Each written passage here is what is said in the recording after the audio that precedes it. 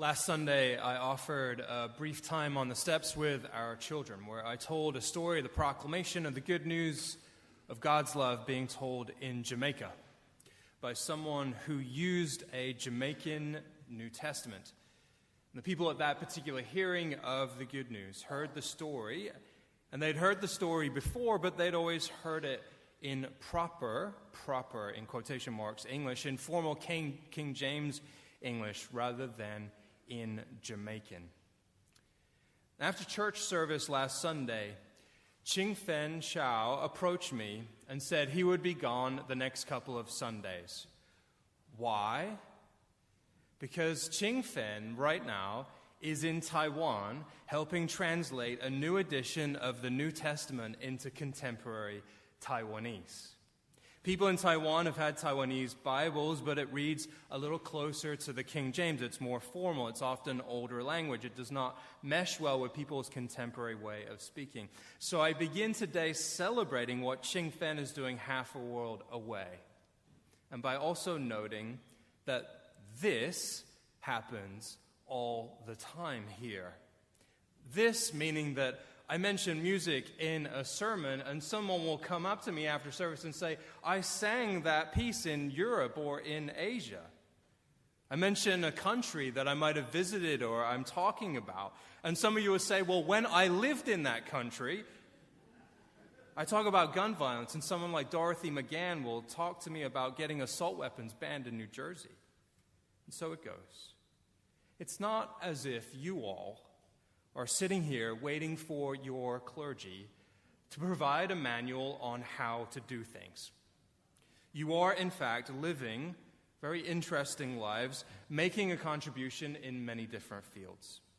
Tim Christ, our scripture reader for today, once told me that if there is a motto for his life, it is that he wants to be useful. I love that. I love that we are people and people with lives and challenges and successes, and no matter where we are on life's journey or what we are wearing on that journey, we are welcome here and making a contribution somewhere, no matter what you're wearing, even when one wears the stole, indicating that you are in some way yoked to Christ. Did you know that this is what this gear means? That in some capacity I am yoked to Christ. Except that is not what the origin of this is at all. You know how we do things. We take something used for a common purpose, and then we appropriate it. We give it a much richer meaning or a higher calling. Jesus did this with bread, right? We talk about the common meal in Christianity as something that isn't very common. One theory of the stole is that this was actually something used by a worship leader and a leader of the communion meal to what? To wipe my face and to wipe yours too. The business that we have of politely dipping a little piece of bread into a nice cup was probably not the way it's always been done. We know for sure our hang-ups about germs were not present in most of human history. The stole may, in fact, have been used initially as a tool to wipe my face and yours as you and I dribbled wine down our chins. The theory goes that somewhere along the way, this needed a meaning other than a communal napkin, and so now we are yoked to Christ.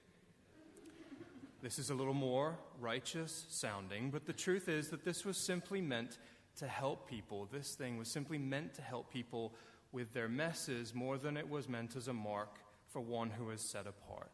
My point is merely that while I try to take my ordination vows seriously and live into them, here at Union, the leadership is a collaboration among all people who are ministers. I may be a pastor of a church, but you are a minister of the gospel. I love that in comparison to what I hear, quite frankly, from some of my classmates in other congregations, my classes at Drew, that the UCC does a good job of flattening the hierarchy so that ministers are not placed on too high of a pedestal. And in my ministry at Union in particular, that pedestal is lowered even more. And I say this as a good thing. My pedestal is so low you can't even call it a step. It is the wooden stool that we sit on during chancel steps. It's the opportunity to use this pulpit from time to time, which we'll note is actually lower down than some of the rows that the choir sit in. You all typically don't approach me as something radically other, as someone set apart, incapable of normal life and struggles and celebrations.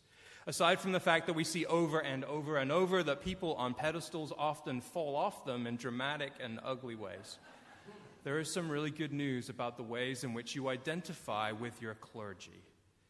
That's because if you see your clergy as real people, then you also know that the task of ministry is not given over to a small group of people, but in fact, we are all in this together.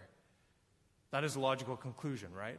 That if ministers are all God's people and clergy are not radically other and not set apart to the degree that they can no longer be whole people, then the task of ministry is simply not confined just to the church. Ching Fen has gone to do work on the Bible in Taiwan, but as we heard at our second hour last week, Wendy has gone to do ministry at St. Barnabas with high-risk mothers. And Bill Amory will go be a minister at Montclair State this week, and Michelle Sionis will go be a minister at Grove Pharmacy, and Bruce Hager will go be a minister at KPMG. And our students will go be ministers at MKA and our Montclair schools. The task of ministry is not confined to the church. And also we know that the church community is a foundation upon which we build our own ministry, our own ways of being whole people. We worship and learn and preach and pray and teach and have fun and serve and reimagine what life together can be for us. 1 year ago, we came to Stewardship Sunday, 2016, and it was a little weird. It was a group of people who gathered here last Stewardship Sunday, and you were all over the map emotionally, the first Sunday after the election. Some of you remember that. We tried to speak to the virtues of the church and the spiritual life, and also speak to wherever you were with whatever it was for you last November. It's been quite a year. I could talk about the interesting challenges that we, Lindsay and I, and others who are preachers, have faced in trying to preach over the last 12 months, knowing that some of you are here and want to confront the news, and some of you want to take a complete break from the news, and some of you are entirely context dependent. I want to hear about the intersection of faith and life, but it depends what just happened in the world. But I'm not going to believe that somehow we, Lindsay or I or any other preacher, are set apart in this way. You all have had challenges with the news and the world and how to absorb it and how to relate to it. I see some folks who have had their empathy tanks completely drained. Others are consistently running at high idle. Engines are loud, but the wheels aren't turning much. And some of you seem like you're okay. But we are left once more to pray for our neighbors this week in America. To pray for our country, pray for New York, pray for Patterson. And what does it mean to pray for the country or New York or Patterson?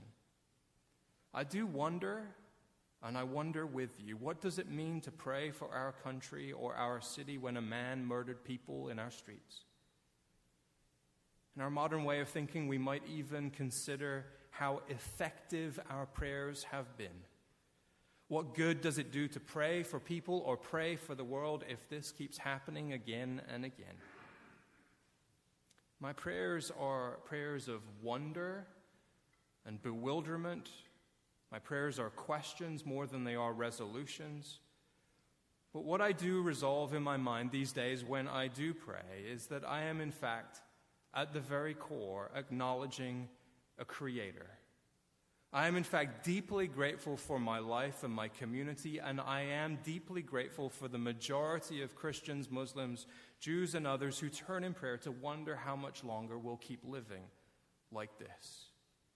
My prayers are my intentions in light of the fact that clearly I am not at the center of the universe.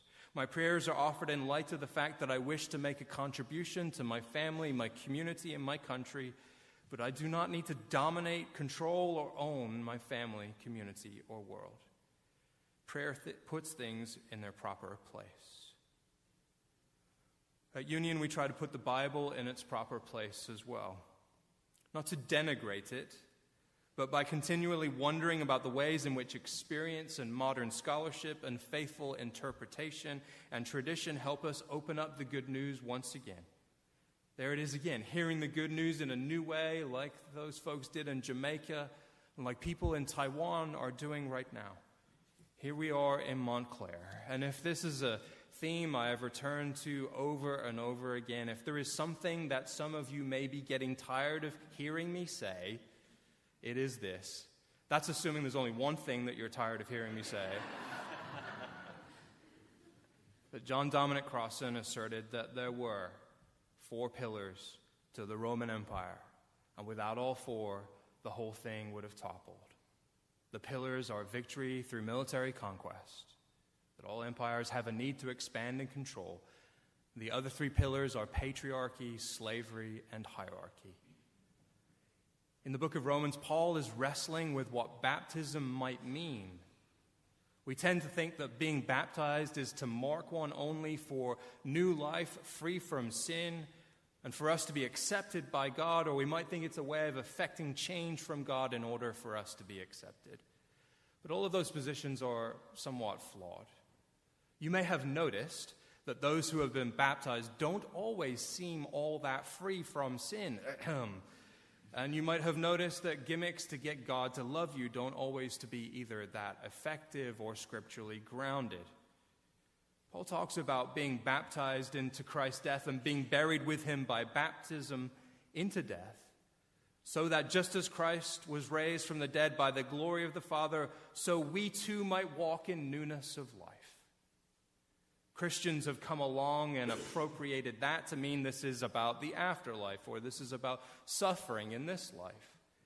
But we too might walk in newness of life is a present reality, as Paul explains it. And Paul's world was that of a Roman citizen, and he is writing to the church in Rome in this letter. They, both author and recipient, understood the context. To walk in newness of life was to be unshackled from the old way of life, and the old way of life was to march in lockstep with the values of Rome: victory through military conquest, patriarchy, slavery, and hierarchy.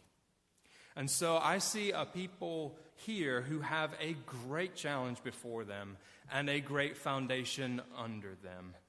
Your life as a baptized Christian is as one who must go to a place like KPMG or Grove Pharmacy or Montclair State or Montclair High School and wrestle with those pillars and shake them loose by your presence and by your tone and by your virtue and by your work. We as a people are given the challenge to offer peace in a climate of fear and demand for vengeance and saber-rattling and scapegoating. We as a people are given the challenge to reckon with the obvious patriarchy that still has its roots firmly entrenched in our culture, as some of our men, no doubt, have been surprised with all the news lately. We as a people are given the challenge of reckoning with modern-day slavery, whether that slavery exists in physical bondage or in economic terms. We as a people are given the challenge of not continually either placing others on a pedestal and worshiping them, or placing ourselves on a pedestal and expecting to be worshipped. We must make a contribution while not getting carried away with ourselves. Easier said than done for some of us. That's the challenge. This is the foundation, or one of the foundations, for all of us.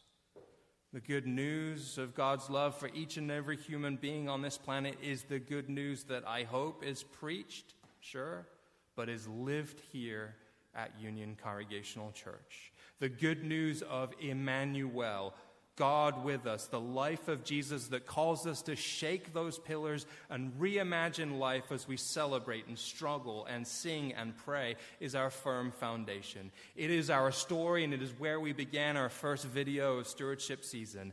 This is our story. This is our song, praising our Savior all the day long. Our foundation is in the work that we all do together in collaboration. The work of serving others and empowering others. The work of empowering refugees and those who are fledgling entrepreneurs and those who are homeless and those who are hungry. Our foundation is in asking questions like, how much is enough? What is scarcity? What is investment, and how is it an expression of power? The kinds of questions we have been asking this program year. Our foundation is in reimagining philanthropy and stewardship.